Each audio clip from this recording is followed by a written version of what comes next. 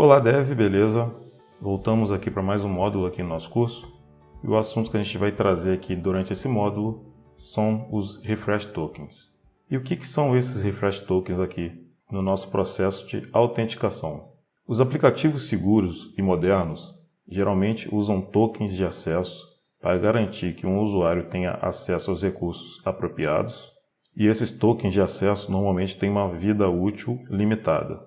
Então o token que a gente vem usando aqui em nosso projeto, na nossa API, é o famoso token de acesso. É através desse token que o usuário tem acesso aos recursos da API, ou seja, o usuário consegue consumir os endpoints da nossa API.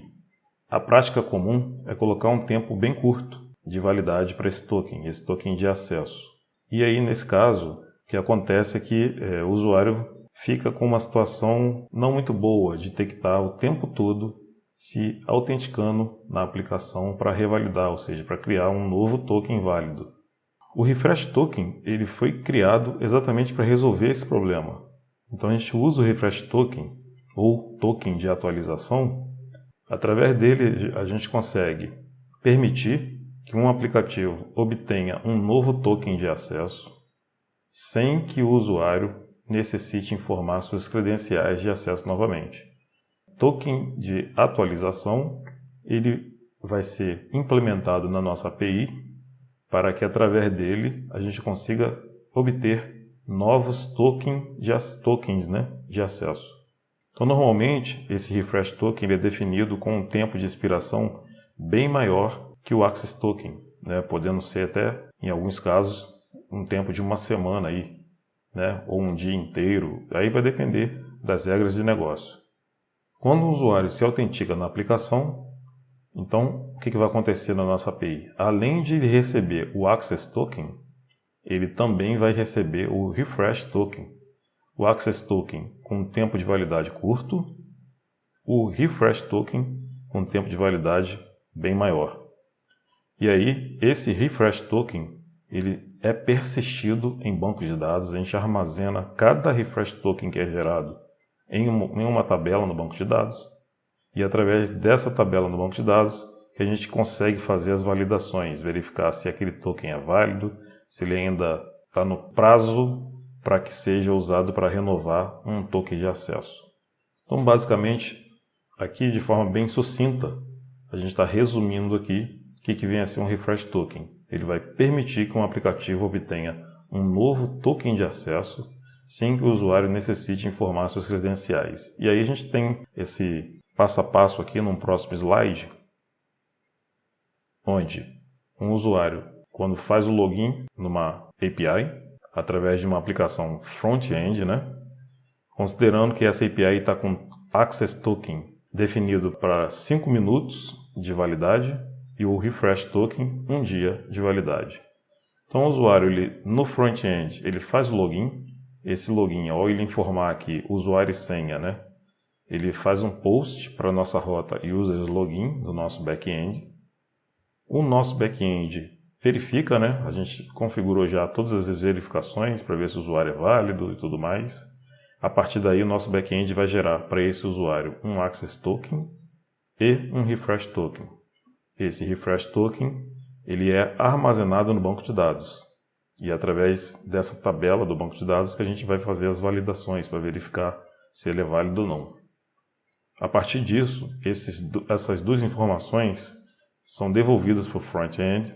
O front-end pode armazenar isso de várias formas, Pode ser, por exemplo, através de cookies, mas poderia ser um local storage, Tem outras formas de armazenar isso no front-end. Mas vamos considerar cookies. Então ele cria um cookie para armazenar o Access Token, um outro cookie para armazenar o Refresh Token. Isso no browser do cliente, no front-end.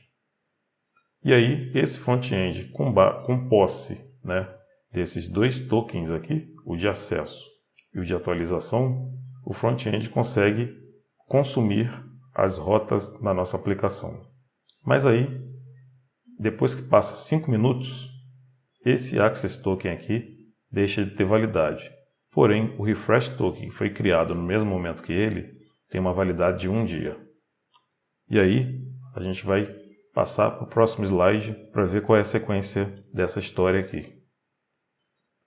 Então, depois de 5 minutos, o token de acesso deixa de ser válido e o usuário faz uma requisição para o back-end usando um Access Token expirado, mas com um Refresh Token válido. Então ele vai fazer um GET para uma rota, por exemplo, /users/profile. No header, no cabeçalho do tipo Authorization, ele envia o JWT, que é o token de acesso.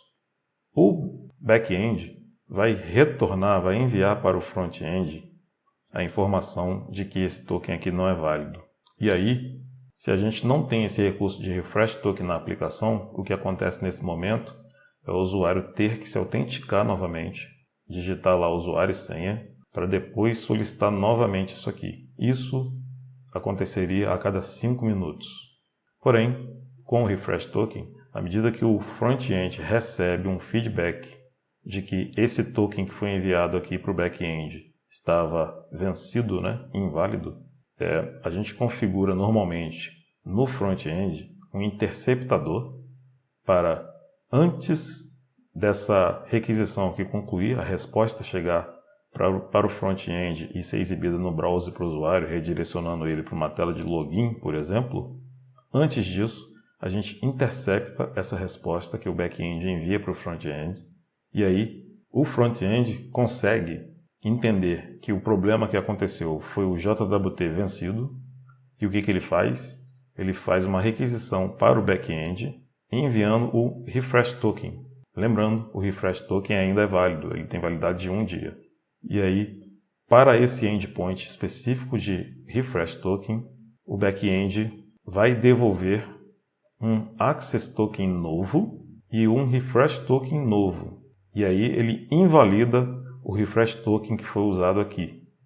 Como? No banco de dados, a gente vai ter um campo lá para dizer se aquele refresh token ainda é válido ou não. Além do tempo de expiração dele, a gente também vai ter uma coluna do tipo Boolean para dizer se é válido ou não. Então, quando a gente acessa a rota para gerar um novo refresh token, a gente vai ter uma rota específica para isso. Quando você gera um novo refresh token, você invalida o que você acabou de usar, porque você vai estar criando um novo aqui, também com validade de 1 dia, e um novo access token com validade de 5 minutos.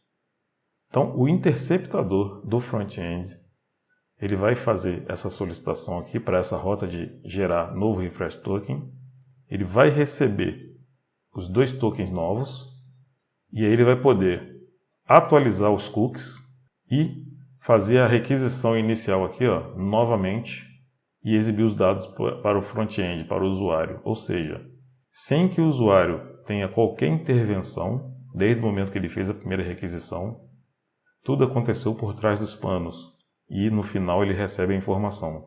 Ou seja, no final ele consegue ter acesso aos dados requisitados aqui no início de tudo. Aí vem a pergunta, mas não poderia já fazer isso tudo através de um token de acesso? A questão é que o token de acesso a gente nunca consegue invalidar. Então, a partir do momento que eu crio ele, se eu criar um token de acesso com 1 dia de validade e esse token de acesso for interceptado por um usuário mal intencionado, esse usuário mal intencionado vai ter o resto do dia com aquele token ainda válido para fazer o que quiser, como se fosse o usuário original, o usuário que é de fato o dono do token. Por isso que na prática o que se vê é tokens de acesso com tempos bem curtos, porque são eles que de fato permitem acesso aos endpoints no back-end, e o token de atualização sim com tempo maior. E aí, como o token de atualização ele é armazenado no banco de dados e eu consigo gerenciar isso, através dessa coluna que eu digo se ele é válido ou não, eu simplesmente vou ali e digo que ele é inválido. E pronto, quem tiver aquele token vai tentar usar, mas ele já está marcado em nosso banco de dados como inválido, diferentemente do Access Token. Então, é uma segurança a mais que a gente atribui aí para as nossas APIs e, ao mesmo tempo, deixa transparente para o usuário todo esse mecanismo que ocorre por trás dos panos. Então, o usuário, ao fazer requisição, o que ele vai receber? Os dados que ele pediu.